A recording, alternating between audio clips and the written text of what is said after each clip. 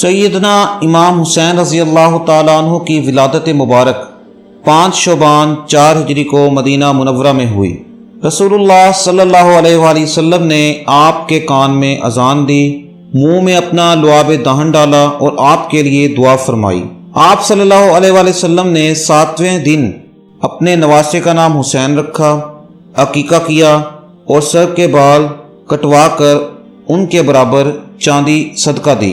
حضرت عائشہ رضی اللہ تعالی عنہا سے روایت ہے کہ رسول اللہ صلی اللہ علیہ وآلہ وسلم نے فرمایا، جبرائیل علیہ السلام نے خبر دی کہ میرا بیٹا حسین رضی اللہ عنہ میرے بعد عرض تف میں شہید کیا جائے گا۔ جبرائیل علیہ السلام نے مجھے اس مقام کی مٹی لا کر دی اور بتایا کہ حسین رضی اللہ تعالی عنہ کی شہادت گاہ بنے گی۔ حضرت محمد صلی اللہ علیہ وآلہ وسلم اپنے دونوں نواسوں سے بہت محبت فرماتے، سینہ مبارک پر بٹھاتے اور کاندھوں پر چڑھاتے اور مسلمانوں کو تاکید فرماتے ان سے محبت رکھو، لیکن چھوٹے نواسے حضرت امام حسین رضی اللہ تعالی عنہ کے ساتھ محبت کا خاص امتیاز تھا۔ اللہ پاک سے دعا ہے اللہ تعالیٰ پاک ہمیں نبی پاک صلی اللہ علیہ وسلم کی آل اولاد سے محبت کرنے والا بنائے اور نقش قدم پر چلنے والا بنائے۔